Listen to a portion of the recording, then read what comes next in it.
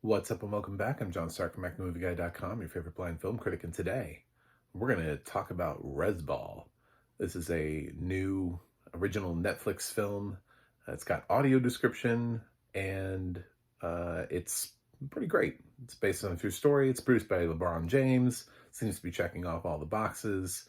It's one of those films where, I'm not Indigenous, so there are some Indigenous commentators out there in film, some that have some really good podcasts. I would recommend Real Indigenous.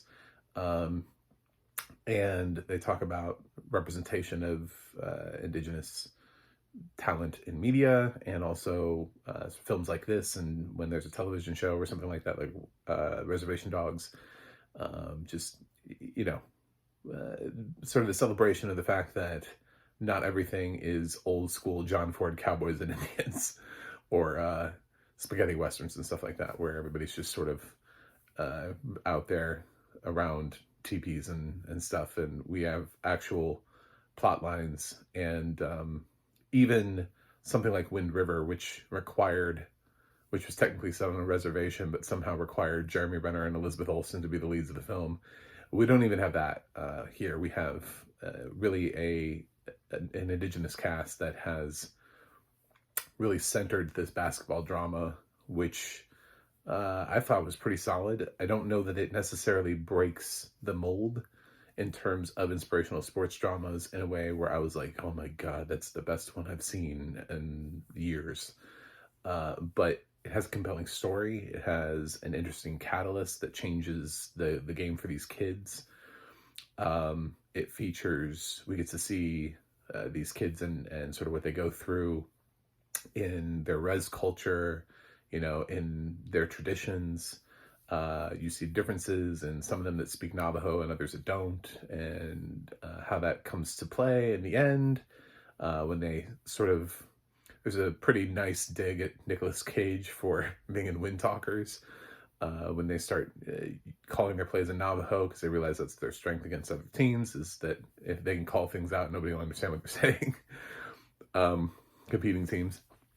So plus we also get to follow the coach and sort of her trajectory coming out of the WNBA. We see that she's applied for other jobs, and this is the one job she could get.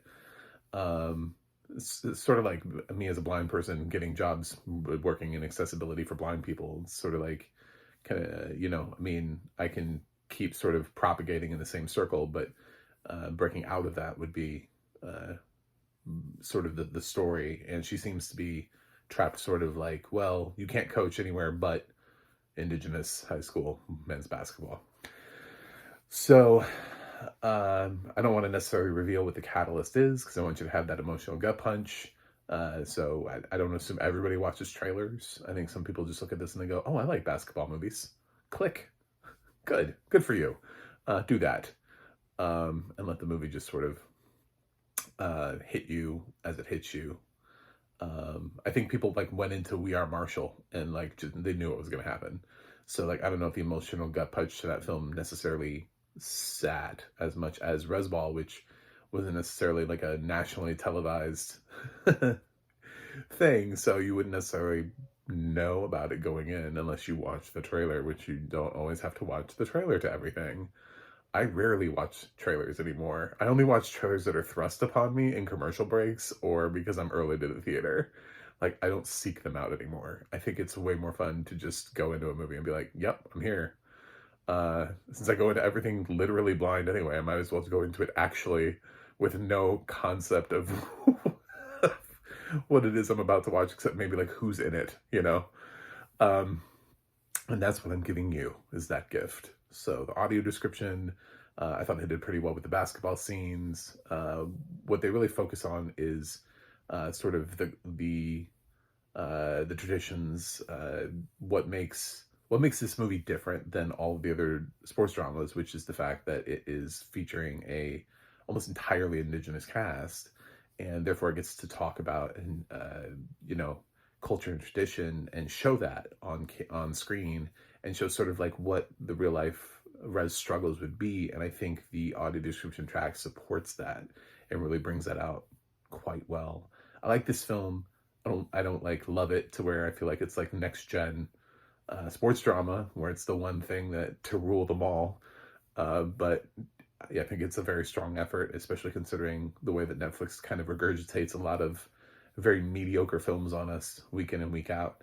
I think Resball kind of stands above the rest here. So the one thing I would say about the audio description, there's just sort of like a passing note, and I have to bring it up because I brought it up with other projects, is I hope that I don't know, and I hate always doing the sounds like, so I just like mentioning, please be very mindful of casting narrator talent for something like this. This has gone out of its way to be Indigenous centric, and it doesn't necessarily need a non-Indigenous audio description narrator.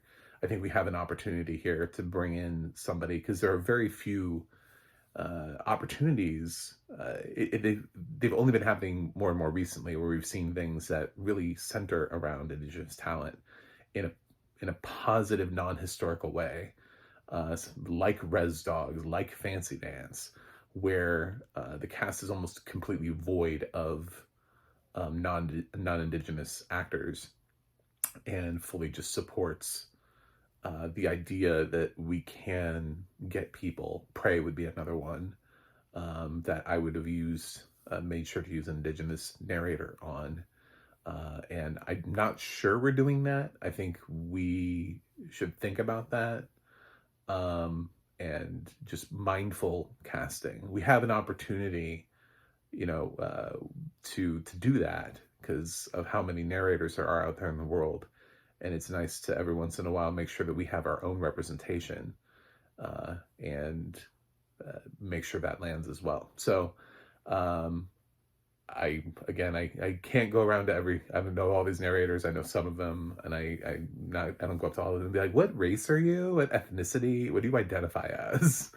So this is not my life, but I did know that Fancy Dance missed that boat, and because I do know the narrator of that, and I'm mentioning it here for Resball.